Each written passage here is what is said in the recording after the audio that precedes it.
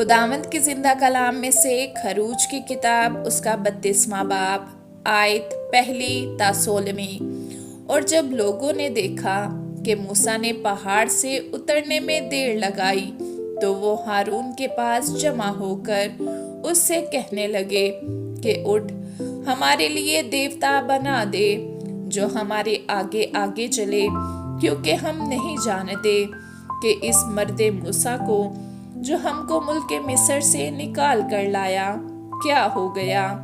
हारून ने उनसे कहा, तुम्हारी बीवियों और लड़कों और लड़कियों के कानों में जो सोने की बालियां हैं उनको उतार कर मेरे पास ले आओ।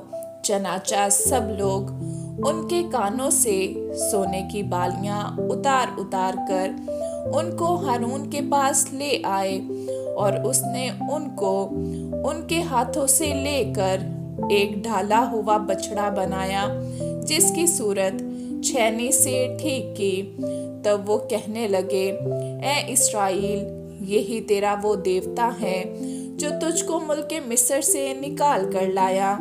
ये देखकर हारून ने उसके आगे एक कुर्बानगाह बनाई और उसने ऐलान कर दिया कि कल खुदावंद के लिए ईद होगी। और दूसरे दिन सुबह सवेरे उठकर उन्होंने कुर्बानियां चढ़ाई और सलामती की कुर्बानियां गुजरानी। फिर उन लोगों ने बैठकर खाया पिया और उठकर खेल कूद में लग गए।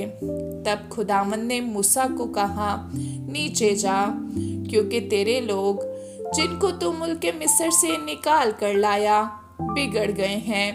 वो उस राह से जिसका मैंने उनको हुक्म दिया था बहुत जल्द फिर गए हैं। उन्होंने अपने लिए ढाला हुआ बछड़ा बनाया और उसे पूजा और उसके लिए कुर्बानी चढ़ाकर ये भी कहा कि ए इस्राएल, ये तेरा वो देवता है जो तुझको मुल्क मिस्र से निकाल कर लाया।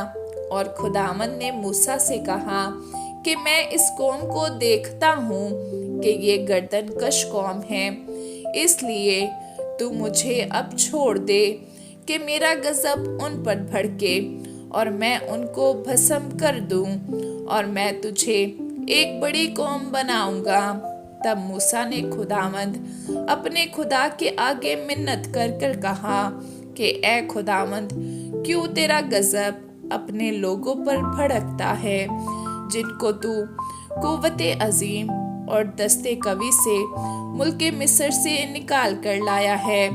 मिस्री लोग ये क्यों कहने पाएं कि वो उनको बुराई के लिए निकाल ले गया, ताकि उनको पहाड़ों में मार डाले और उनको रोए जमीन पर से फना कर दे।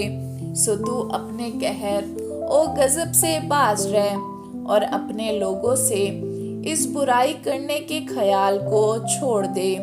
तू अपने बंदों इब्राहिम और इसहाक और याकूब को याद कर, जिनसे तूने अपनी ही कसम खाकर ये कहा था कि मैं तुम्हारी नस्ल को आसमान के तारों की मानिंद बढ़ाऊंगा।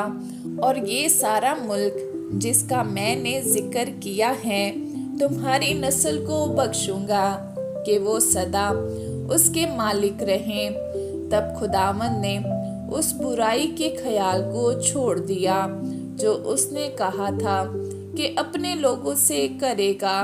और मूसा शहादत की दोनों लोहें हाथ में लिए हुए उल्टा फिरा और पहाड़ से नीचे उतरा, और वो लोहें इधर से और उधर से दोनों तरफ से लिखी हुई थी, और वो लोहें खुदा ही की बनाई हुई थी, और जो लिखा हुआ था वो भी खुदा ही का लिखा और उन पर कुंदा किया हुआ था। आमीन।